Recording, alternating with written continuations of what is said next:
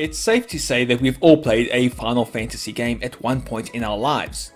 Whether it was the ballsy advertising of Final Fantasy VII that drew you in, the nostalgia of the ninth entry that is still hailed as a masterpiece so many years after release, or even the magnificent sixth game in the series that was the highlight for a 16-bit generation, Final Fantasy has and still remains a force to be reckoned with. But what of the games outside of the numbered series? The spin-offs, the prequels, and the crazy experiments in other genres. Final Fantasy as a franchise is full of one-shots that explored other corners of its multiple universes, games which expanded on and sharpened ideas which were felt in the core series in the years to come. Here's a look at 5 such games which were just simply crystallized perfection. Crisis Core Final Fantasy VII. Now, love it or hate it, but there's no denying the sheer impact that Final Fantasy VII had on an industry when it was released more than 2 decades ago. It was a game that moved the franchise forward to glorious new heights. It spun a tale of love, loss, and redemption that was so intriguing that it had to be explored further. One of those explorations? The PlayStation Portable masterpiece, Crisis Core Final Fantasy VII. Giving the vastly underrated Zack Fair the spotlight, this was the prequel that filled in the gaps of Final Fantasy VII. The rise of Zack as a hero, the fall of Sephiroth, and the birth of Cloud Strife as his successor. It's a game of heartbreak and despair, wrapped up in an accessible action package, whose influence can still be felt today in the magnificent Final Fantasy XV and beyond.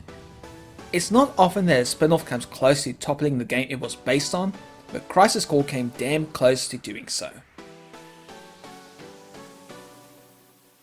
Final Fantasy Brave Exvius. One of the best Final Fantasy games that you can find today. Isn't a premium console exclusive title that'll cost you a fair amount of pennies? Rather, it's the freemium gem that is Final Fantasy Brave Exvius.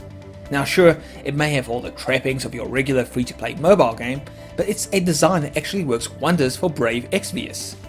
It's Final Fantasy condensed to its turn-based core, offering the quickest of battles while still providing a layer of depth that other games in the franchise could learn from. The greatest strength of Brave Exvius, however, is that it's easily the most rewarding game on this list. Events are held regularly, prizes that will turn your characters into gods are always up for grabs, and obtaining new warriors is simply a matter of loyalty and persistence. All of that, and it's still 100% free, which is kind of amazing, isn't it? Final Fantasy Tactics: The War of the Alliance. You've always needed to do some quick thinking within a core Final Fantasy game to find success, but shifting the entire premise of that franchise towards a more cerebral exploration of its themes? That was utter genius. 1997 saw Final Fantasy go for broke with strategy in tactics, and the result was simply magical. Square Enix would explore this idea further in the years to come, shrinking the concept to fit on the Game Boy Advance, but it was the PlayStation Portable that was home to the very best incarnation of a Final Fantasy that asks you to think several steps ahead of the curve. Taking the magnificent work done in Final Fantasy Tactics and updating it into the War of the Alliance, this port was a spin-off of pure magic. The visuals were spruced up, multiplayer was thrown in, and new content was developed specifically for a game which could have easily been a case of wham bam thank you ma'am. Instead, Square Enix threw a ton of effort into making one of their very best spin-off games even better. It was war, it was love, it was the true nature of nobility explored. Final Fantasy Tactics: The War of the Alliance, it just has it all. Final Fantasy Theater Rhythm. With over 3 decades worth of games, Final Fantasy has managed to amass one hell of an audio treasure chest along the way. You can thank composers such as Nobuo Uematsu for dozens upon dozens of soundtracks that crafted the series, while other legendary composers such as Hitoshi Sakimoto, Masashi Hamauzu, and Kumi Tanioka also all contributed some form of distinctive audio magic to the series. Final Fantasy Theater Rhythm, then, is a celebration of the sound of a franchise. Ably mixing compositions with an utterly addictive game of rhythm and timing, Theater Rhythm is everything your ears love about the series.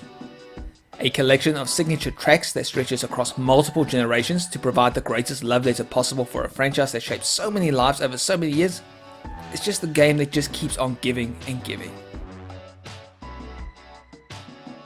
Dissidia Final Fantasy. As fans, we love to ponder on the most important question to ask of any franchise that has endured for multiple years. Who would win in a fight? A pointless question at the end of the day, but damn it, it's a question that needs to be asked. Final Fantasy Dissidia answered that question there, in a manner that only Final Fantasy could. Dissidia could have easily been a stock standard fighting game along the same lines as Street Fighter or the weirdly 3G urges of the PS1 era, but Square Enix decided to go in a different route at the time. Combining a properly three-dimensional arena within which players could stage fights that wouldn't look out of place in a high-budget action film starring gods with oversized swords, Dissidia was utterly unique in its design.